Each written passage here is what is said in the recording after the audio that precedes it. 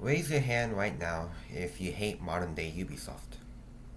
If you didn't raise your hand, quit the company, bro. It's just not worth it. Because what's been happening with Ubisoft, this like couple of years of it's mind blowing how it's impressive how a company that was so good like a long time ago is now just decreasing down. It's crazy like what's going on with the company. And I wouldn't be surprised if they go bankrupt. Now I made so many videos criticizing modern day Ubisoft, but I want to go back to a better time. Before the Dark Ages. Before Anakin became Darth Vader. Um, Prime Ubisoft. Back when Ubisoft was really really good, which is around like the 2010s. And I want to talk about one game because I've actually been playing this game for about a couple of hours, and it's one of the Far Cry games, which is Far Cry 4. Now, I haven't really played like a lot of the Far Cry games. Like the only like Far Cry games that I had played was, believe it or not, it was New Dawn and and Far Cry 6. Those were like kind of the only Far Cry games I've ever played.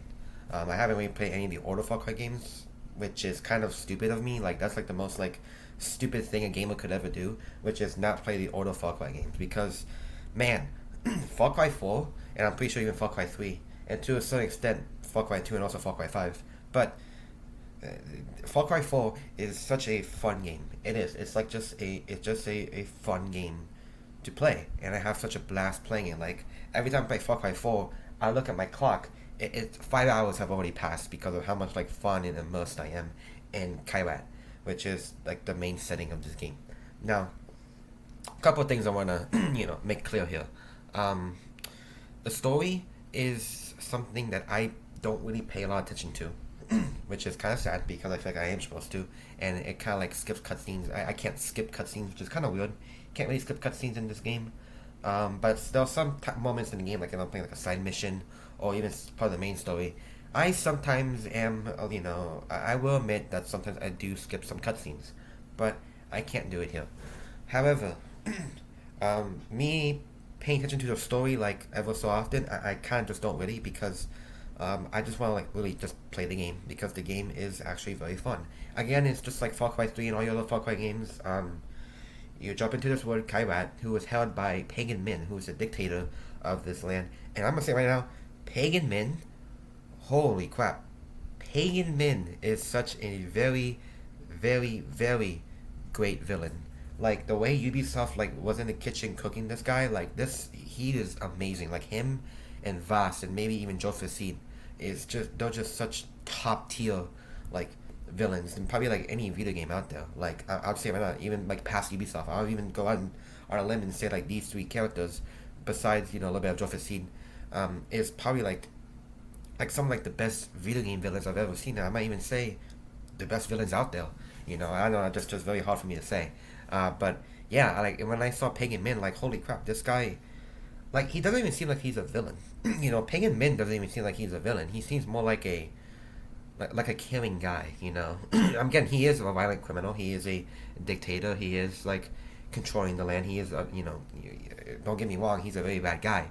But I feel like whenever RJ talks to Pagan, they seem like the family. Even though they kind of are family because they mentioned about his dad and all that and his sister, um, and like something about Pagan, I really like about something about Pagan Min. It's just something I just really like about him. you know, um, like the way he acts, the way he talks. Who is it? Is it Troy Baker? Troy Baker voices Pagan Min. Yeah, he's just a top tier villain. And every time there's like a scene with Pagan Min or whenever like you explore the open road and he just randomly goes on like that little the walkie talkie like talks to you just out of nowhere like checking up on you like he's like your freaking dad or something. It's just it's just amazing. It really is. I really do like Pagan Min. Again, RJ. I guess as a protagonist, again, Far Cry games aren't really known for the protagonists, which is why they went like dead silent with like New Dawn and Joseph Seed.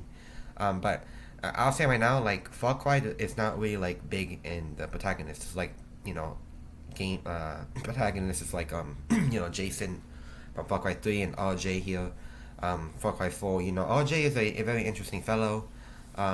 The only reason he's here is because he was trying to like go visit like his sister or his dad or find something to do with his well, his dad died because he was like a he was actually like working with the what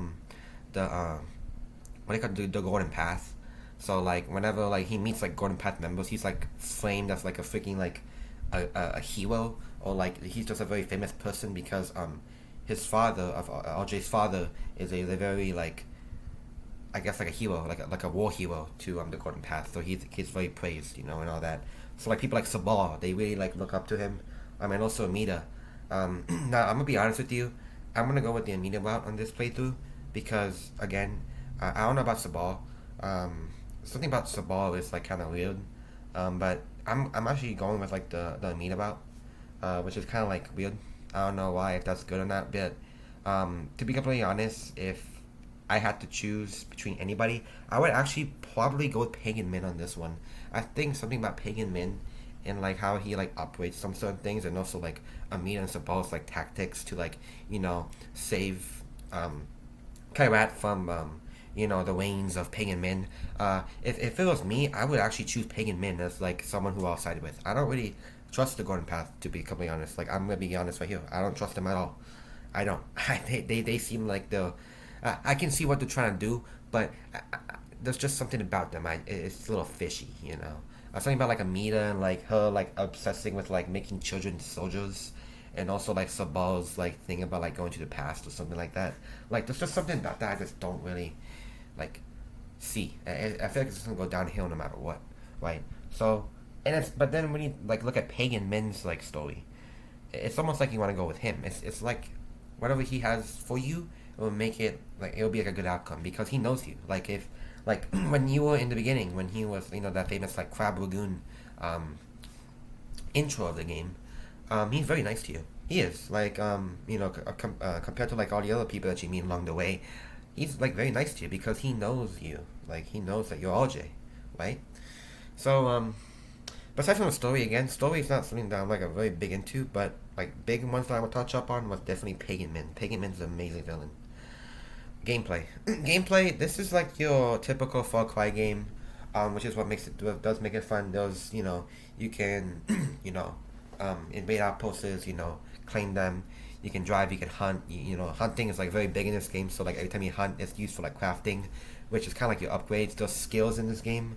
I don't. That's kind of weird. I never seen a Far Cry game with skills in it, unless I'm like stupid, because the last time I played like a Far Cry game was Far Cry 6, and that was when the game came out. But I don't really remember that. So seeing like skills in the game is pretty cool. It's like a lot of things you can do hunting. You can build your homestead. Again, I'm not done with the game yet. I'm only like so far into it. I just got done when what's their names? Freaking those two people that keep drugging you. Like I just got done with the mission. So I have a homestead now. I actually like unlocked the Galley homestead, which is his father's home. But yeah, there's like a lot of things you can do. You can drive cars in this game. You can drive ATVs, jet skis, boats, freaking trucks, big trucks. Cars, fly like these weird like airplane looking things. There's like wingsuiting, which is amazing. It's just such a fun game, and the stealth in this game is honestly pissing me off. I'll be completely honest with you. The stealth in this game is not easy stealth. It actually is a pretty hard stealth. It's very hard stealth mechanic, but once you get used to it, you'll get used to it. And then you can like go on YouTube and like freaking watch like freaking stealth gamers, BLs, freaking like videos where he like puts like C4s and below like these cars and he blows it up and like the car like flies up in the air and like hits a person and he like freaking throws like a bat in the air. Like the guys who do like the Far Cry like stealth freaking amazing videos out there, I give props to them because once you keep doing it, it gets you can probably make a video like that. But again, the gameplay is like your typical Far Cry game, but it is a fun thing. Now there are a couple like small things I want to talk about. Number one, which is Kairat. Kairat is a very beautiful place. Like setting a Far Cry game like literally like in the Himalayan mountains is just completely beautiful. I love the environment in Kairat. It's very fun. The hills, like whenever you like drive around in the open world, you can just see like the Himalayan mountains just in the background, Even though it's like probably like 2D, I don't care. It's beautiful. It's a very beautiful place to put a Far Cry game. And it really does make me want to go to that place, even though one freaking in like a Civil War right now. It's such a beautiful place to go. All the houses you see, there isn't really any towns. It's just mostly just open world wilderness, um, and like the occasional fortress that you could like invade. But it's such a beautiful map. That I will even I might even go out and let me say that Kai Raya is probably like one of the most beautiful open worlds I've ever been into in a video game before. It's just that beautiful. It is. They also added editor, like a map editor, so you can like play other people's map, which is something I have to question Ubisoft about, which is why in the hell would you get rid of the map editor? Why? Like in Far Cry 6, that game could have easily have a map editor in it where people can actually just make maps, and it will be fun. And I feel like Ubisoft should just keep doing that. So if there's ever like a Far Cry 7 that does come out, add the map editor. It's actually pretty fun. I went into the map editor a couple of times, and it really is fun. And it questions to me like why don't these Far Cry games have map editor in it? And even like some other games, Ubisoft games like Assassin's Creed. I think Assassin's Creed would have an amazing like a map editor thing. Like it would be so cool to have like a map editor where people can like make community like freaking like assassin missions or like like little cities that you can like dance. It would be so cool to have a map editor. Kind of like the map editor for like Odyssey, but instead of like like created like player created missions, it would be like actual like the Far Cry 4 map editor, right? It would be nice. And even like Splinter Cell, I think Splinter Cell will also have a very good map editor thing. I think having like more like community based maps in like some of these Ubisoft games, like these open world like like Splinter Cell, Assassin's Creed, Far Cry, some of the Star Wars games, like all the other Ubisoft games. I think having some sort of like map editor would be very revolutionary. It would be cool. Even though most like the map editors are like seen like some like the action sport games like Skate 3 or like Descenders, or like the Riders Republic, but I had a map editor with Ubisoft. It would be cool. Like even if it would be a nice addition to some of these games that you have. Having a map editor where communities can like make whatever, it would be nice. For console, like some of the like the downsides of this is that sometimes it crashes. Something about this game just doesn't like my Xbox, or it just doesn't like the Series X, because ever so often, I think this happened to me twice throughout my entire like career of this game. It did crash like 2 times basically, and it kind of is annoying, but it also kind of like a sign for me to stop because of like how addicted I kind of am to this game, which is okay. I won't spend like up on this XQC. It kind of does like stop me from playing it for too long. Maybe that's like Ubisoft's like timeout. Well, it just crashes the game and says, "Hey man, that's enough time for you. We're gonna crash the game. Go outside." Ew, outside is disgusting. It is. Other things is the settings. So I don't know what's up with like Ubisoft and Far Cry and not like having an FOV setting for the games. Add an FOV slider in these games. It will be amazing. Why do PC have FOV but console you're just stuck in that freaking close view? Every single gun that I have is like this close to my face. Like I'm freaking like this is freaking Doom or something. Like it's. I don't know why. Like have an FOV slider. This game needs FOV for console, and also the control mechanics. The control it also needs a customization thing. For this game, it needs like a customization. Like a control customization, because there are some things I want to change. For example, like when you take down somebody, or like when you finish somebody, or like stealth kill somebody, like dragging the body. I want to like make that another button, because when I when I hold that button down, I'm not able to like look around, see who's coming here. So like I kind of like want to move like the drag button or even the takedown button to like a different button, so I'm able to like look around and see like what's going on. But having some sort of like control customization would be very like helpful, because I don't know why PC has a customization. Like why does PC have all these customizations, but when it comes to console, the only thing that you can change is like your screen, like your screen border and the brightness. Like what the frick is that? No, make it more customizable, um but other than that, Far Cry 4 is a very fun game. It is, and I really do miss Ubisoft's like these old Ubisofts, and I highly do doubt that they're gonna make, good games like this again.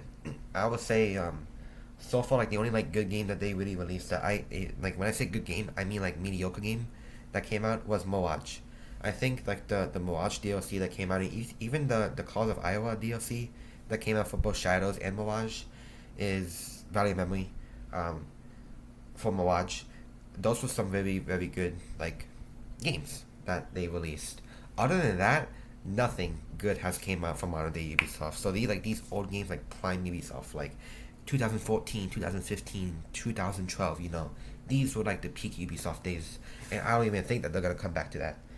Once Ubisoft figure, once Ubisoft figure out, once Ubisoft figures out, what gamers want and how to make actually good games and not really focus on making like microtransaction hell, you know, and they just stop being greedy and actually put passion into these games.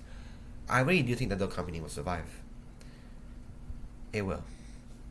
But yeah, I just want to talk about Far Cry 4 because I've been playing it, I've been addicted to it, and I like the game a lot. If I was to rate the game right now, it would be not 6, it would be an 8 out of 10. Nope, 7 out of 10. I'm going IGN on this one. But yeah, again, I can't really make a full review of this game because, again, I haven't finished it. But I just want to, yap about, Far Cry 4. Very, very fun game. That's it. Thanks for watching.